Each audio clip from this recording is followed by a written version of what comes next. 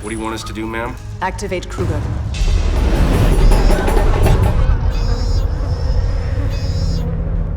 Agent 32 Alpha, we are sending a packet over. Welcome, Agent Kruger. Shoot them down.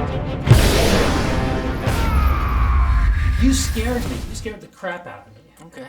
How do you go back and forth from being the gentle sort of human being that we all know you to be and that hideous character that is Kruger?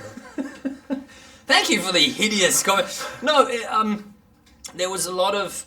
It was the hardest character for me to do, actually, because of that. Because I think it is the most removed from my natural personality of anything that I've played so far.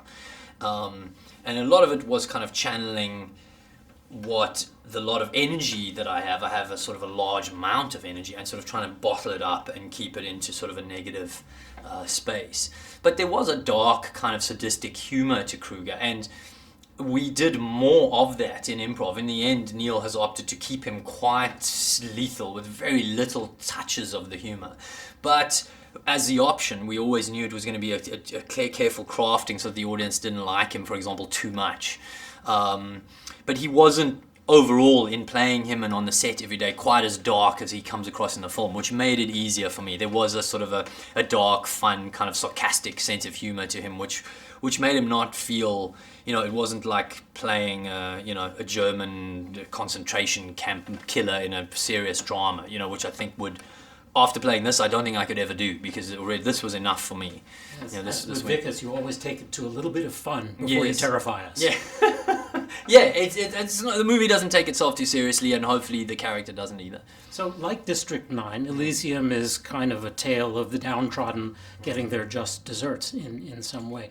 You're a world traveler. Do you see that we are on the verge of bifurcating into the haves and the have-nots, the mega wealthy and the not?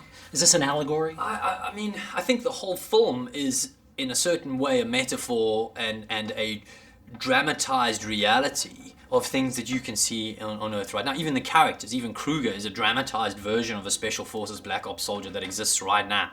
That, Obama or any president or prime minister of a first world country has these kind of covert forces that they can go just go and make that go away. And if it's technically illegal or whatever, that, you know what I mean? So, So every aspect of the film has some sort of grounding in reality and truth. And I think the idea of the wealth discrepancy, that's not a new idea. That's been going on for thousands of years. The nobles have been trying to work out how do we stop the peasants from coming over the wall and trying every possible different way. I think this is a problem that's been around for a while and probably will still be around for a very long time. Indeed. Let me ask you a space question, since we are space.com. Very soon now, our good friends at Virgin Galactic and X-Corp and some other companies are Space travel! Exactly. We're going to start flying. They're going to start flying. Among other things, they'll do some great science work, but they will do wealth trips for the fabulously wealthy to have a good time. How do you feel about that, having just made Elysium? Well, again, you're talking about this very complex human situation, and I have it. I don't need to go into space to feel it. I feel it, the fact that I now fly first class, and until I did District 9, I flew economy class. I sort of, there's a part of me every time I do a 36-hour trip that looks at people in economy class now, which I had to travel for so long, and I feel like, maybe in 100 years from now, it's going to be considered illegal. It's going to be considered some form of torture, having to sit like that. So it's one of those things where I think any person flying first class would like everybody else to have comfort and have, and everyone would like everyone to be able to fly up to space as well. But what does that mean? What do you have to sacrifice, or what do you have to change in order to have that a reality?